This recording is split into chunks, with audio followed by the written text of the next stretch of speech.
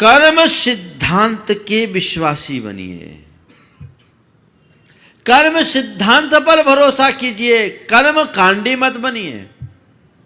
आजकल सब लोग कर्म कांडी, सब तरह के ठटकर्म करना शुरू कर देते हैं। कुछ हो जाए तो ये आशीर्वाद मिल जाए, ये ऐसा हो जाए, ये वैसा हो जाए, ये हो जाए, वो हो जाए, इसी में लग जाते हैं। अरे मेरे कर्म का उदय जो है, मेरा पुण्य और पाप ही मेरा साथी है, दूसरा कोई नहीं। जब पुण्य का उदय आता है तो सारी दुनिया खिलाफ हो तो भी जय जयकार हो जाती है, और पापोदय आता है तो सगा भी दगा दे देता है, कोई निमित्त काम नहीं करता। इस कर्म की सत्ता पर भरोसा हो।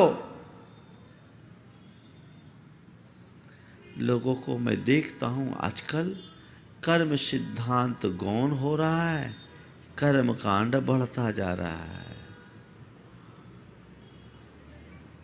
जैन धर्म कर्म कांडों, थोथे कर्म कांडों पर भरोसा करने की बात नहीं करता। वो कहता है कि कर्म सिद्धांत के विश्वासी बनकर निर्भीक और निडर होकर जीवन जियो। ठीक है, अगर कुछ घटा है तो मेरे कर्म के उदय से घटा है। इस संसार में पुण्य और पाप का खेल चलता रहता है, बदल जाएगा, वो जीवन में बदलाव लाता है। लेकिन आजकल लोग इन सब चीजों को नहीं देखते। जिन कारणों से ऐसी स्थितियां निर्मित हुई, उन कारणों का निवारण करो। ऊपर के टोना टोटकों से क्या होगा?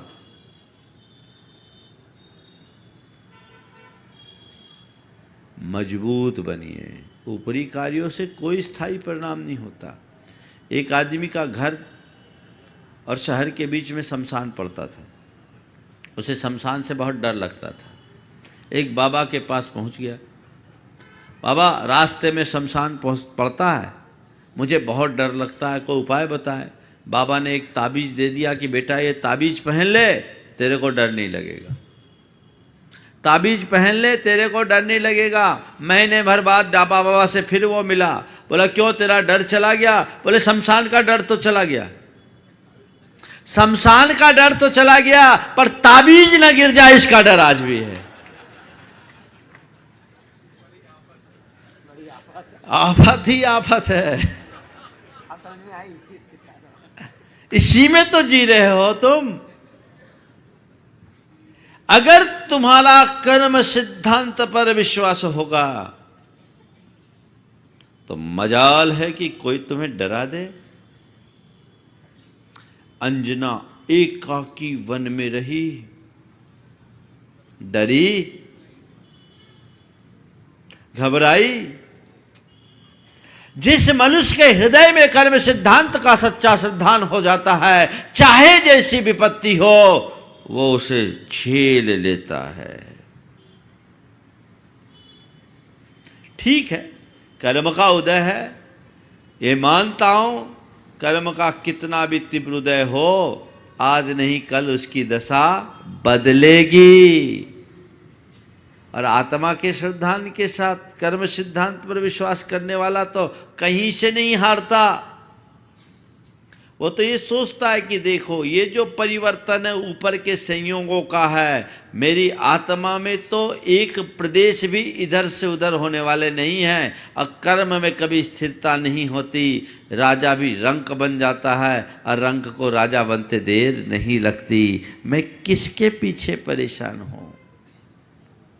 घबराओ मत, पक्के बनो। अब देखो कैसा कैसा डर रहता है। एक व्यक्ति को किसी ने कह दिया कि तुम पर कोई मारन विद्या का प्रयोग कर रहा है, मूठ चला दिया। क्या मूठ? ये 1996 की घटना बता रहा हूँ। वो घबराया हुआ मेरे पास आया, महाराज आजकल कुछ दिन से मेरी तबीयत भी खराब होने लगी है, और वो पड़ोसी मुझसे बहुत जलता है, व्यापारी था दोनों, उसने मुझ पर मूठ चलवा दिया। मेरे पास आया, महाराज कोई उपाय बता दो। वो आया इस आशय से था कि कोई मंत्र दे दे। तो मैंने भी कहा मैं भी मंत्र दे देता हूँ, मैं मंत्र देता हूँ। ऐसा मत सोचना महाराज मंत्र नहीं देते, हमारे गुरु ने हमें बहुत सारा मंत्र दिया, लेकिन मैं जपने वाला मंत्र नहीं देता, सुनने वाला मंत्र देता हूँ।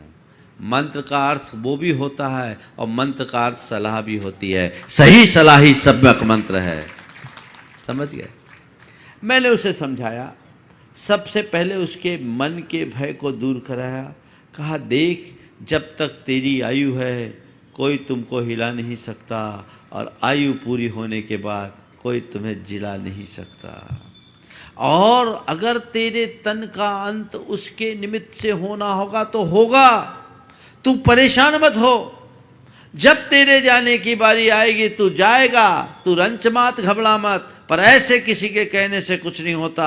तू एक काम कर, मैं उसके कॉन्फिडेंस को मजबूत करने के लिए मैं बोल रहा हूं, कोई तेरे ऊपर मूठ मूठ नहीं है, होता तो मैं सामने हूं, अभी सामने आ जाता। कई ट्रिक अपनाने पड़ते हैं, यही टोटका है। कुछ नहीं है, भूल जा। और मैंने उससे कहा कुछ मत कर, तू रोज 1 घंटा नमोकार मंत्र लिख। 1996 से आज 2020 आ गया, बंदा अभी तक सलामत है। वो घबरा गया था, उसको मजबूत बनाया, और इसका परिणाम ये हुआ कि वो आदमी स्वाध्याय से जुड़ गया। आज वो व्रती बन गया, जीवन बदल गया।